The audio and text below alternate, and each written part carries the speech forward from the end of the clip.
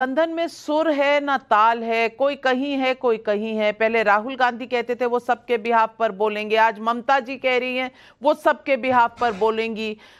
इंडी गठबंधन को आना नहीं था नीति आयोग के मीटिंग में, लेकिन ममता जी आ रही है, हेमंत सोरेन आ रहे हैं। चल क्या रहा है, आपको कुछ समझ आ रहा है?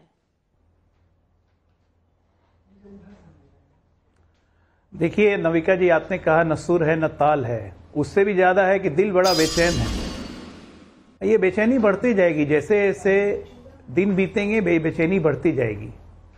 अभी दिल्ली का चुनाव आने दीजिए, झारखंड का चुनाव आने दीजिए, देखिए कितनी जोर जोर से बेचैनी बढ़ती है। ये तो बड़ा स्वाभाविक है ना कि कांग्रेस, देखिए चुनाव के पहले ये मिले थे क्योंकि इनको अस्तित्व की चिंता थी कि अस्तित्व बचेगा कि नहीं। अब तो चुनाव खत्म हो गया है, अस्तित्व अगले 5 साल के लिए बचा हुआ है। चलिए 99 का चक्कर लग गया है, एलओपी भी बन गए, दूसरे 5-5, 4-4 करके आज 37 जीत गए। भ्रम फैला के संविधान खतरे में है तो आरक्षण खत्म हो जाएगा। और हमें जब बोलते हैं ये कि मानसून ऑफर है, मानसून ऑफर है, तब संविधान याद नहीं आता है और संविधान स्तंभ लगाते हैं अपने यहाँ। ये तो है अखिलेश जी, एक हाथ क्या करेगा दूसरे को पता नहीं है। तो खैर हमें उन सब की चिंता नहीं है। जहां तक इनका चरित्र रहा, ये आपस में ही एक दूसरे पे एक पैसे का भरोसा नहीं करते हैं और ये चले थे देश में मिलकर सरकार बनाने। अंत मोदी विरोध के चक्कर में आकर ये साथ में मिले, तब भी ममता दीदी ने कांग्रेस को घुसने नहीं दिया बंगाल में। कम्युनिस्टों से लड़े केरला में, लेकिन आज फिर साथ हो जाएंगे दिल्ली में। तो ये इनके चरित्र को डिफाइन करती है कि ये साथ साथ भी हैं, ये अलग अलग भी हैं। ये कब पलटी मारेंगे, कौन कहां किधर जाएगा, किसी को नहीं पता है। और कांग्रेस की तो आदत है निगलने की, ये सब दल जानते हैं। तो कांग्रेस से एक लिमिटेड दूरी बना के सब चलना चाहते हैं, कांग्रेस के साथ नहीं दिखना चाहते हैं और पार्लियामेंट में फिर साथ भी दिखना चाहते हैं। जब राहुल गांधी ये कहते हैं कि मैं लीडर ऑफ अपोजिशन हूं, मैं पूरे विपक्ष का नेता हूं, आपने शक्ल देखी होती उस समय अखिलेश की, या कम्युनिस्टों की शक्ल देखी होती, या टीएमसी की शक्ल देखी होती, इनके एमपीज की, अभिषेक बैनर्जी खासकर उनकी शक्ल देखी होती। ऐसे ऐसे घूम रहे थे, मैं पूरे विपक्ष का नेता हूं। कहां से नेता बन गए भाई, पूरे विपक्ष का नेता हूं। आती ममता दीदी आपके पास, विपक्ष का नेता हूं। तो ये सब रंगीन ख्वाब देखने के एक से एक, नुसरत मियां को रंगीन ख्वाब आएंगे अभी कुछ दिन और बीतने दीजिए। हम तो इंतजार ही कर रहे हैं ना, कब तो चुनाव बीत गया, ये हार गए, विपक्ष में बैठे रहेंगे। मुझे देखना है कि केकड़ा वृद्धि कब आएगी, केकड़ा शक्ति कब आएगी लोगों में, एक दूसरे को केकड़े की तरह नोचना शुरू करेंगे। बहुत जल्दी देखेंगे हम, आप, हम सब लोग। राजकुमार भाटी जी, केकड़े शक्ति की इंतजार में अजय आलोक हैं, लेकिन मैं पूछना चाहती हूं, पासवर्ड की चिंता है अखिलेश जी को। चलिए अच्छा है, आपकी यहां लड़ाई बिना पासवर्ड के, लेकिन बीजेपी की लड़ाई में आप पासवर्ड ढूंढ रहे हैं। और दूसरी बात, अगर संविधान का इतना बड़ा सेलिब्रेशन था तो राहुल भैया क्यों नहीं बुलाए? दोनों लड़के साइकिल पर बैठकर नजर आते, क्योंकि संविधान बचाने का ही तो पूरा दारो मदार था इस चुनाव में, उसमें भी साथ नहीं आए।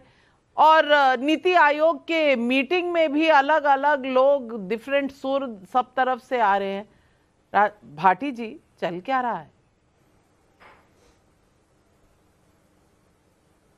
भारतीय जनता पार्टी में उत्तर प्रदेश में बुरी तरह मारामारी छिड़ी हुई है। एक दूसरे की टांग खींचने में लोग लगे हुए हैं, एक दूसरे को आरोपित करने में लगे हुए हैं।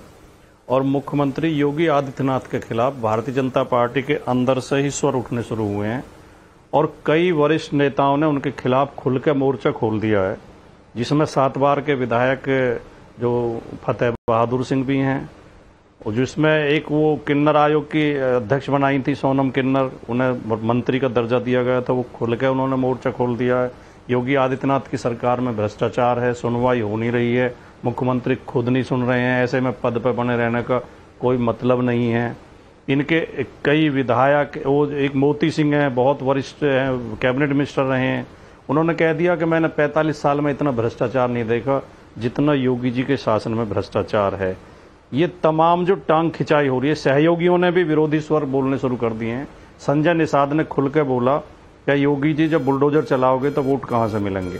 अनुप्रिया पटेल ने प्रधानमंत्री को पत्र लिखा कि उत्तर प्रदेश में एनएफएस का बहाना लेकर पिछड़े वर्गों को और दलितों को सरकारी नौकरियों में आने से रोका जा रहा है, उनके साथ अन्याय हो रहा है।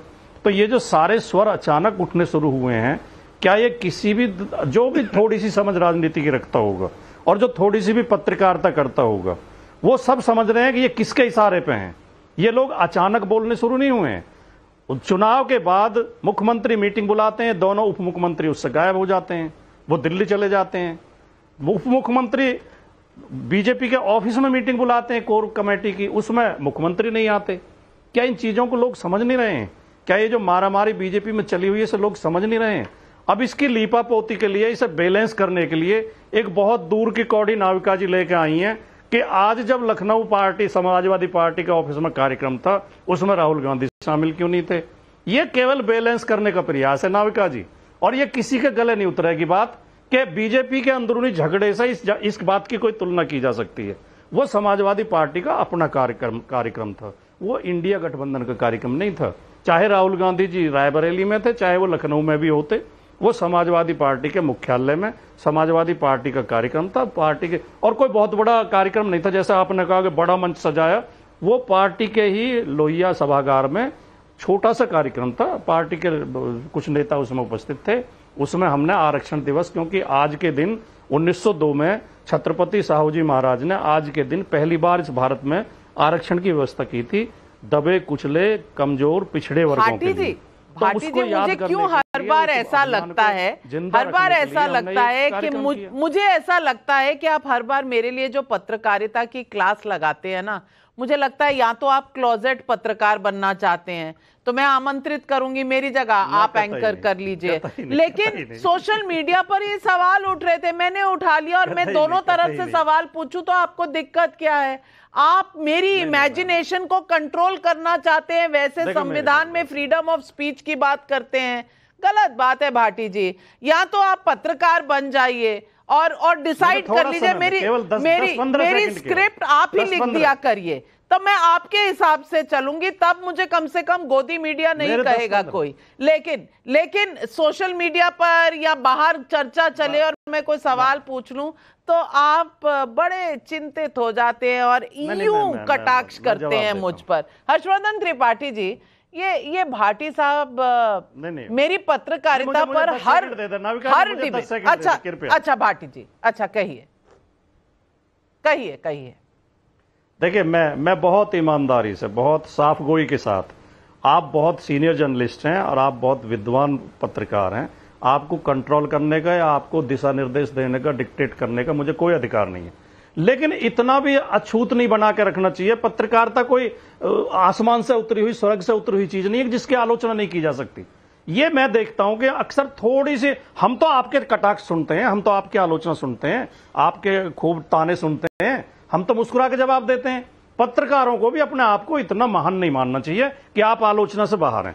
थोड़ी बहुत कटाक्ष करने का अधिकार हमें भी। मैं तो कह रही हूँ कि आप मुझे सिखाना शुरू कर दीजिए। शायद मैं 33 साल में इतना नहीं सीखी जितना मैं आपसे सीख जाऊंगी। लेकिन सवाल ये भी है राजकुमार भाटी जी, जब खड़गे जी मीटिंग बुलाते हैं तो आपकी पार्टी वहां शामिल नहीं हुई, आपकी पार्टी वहां गई नहीं, और मैं सवाल भी ना पूछूं। कमाल है भाई, सब कुछ आप ही के हिसाब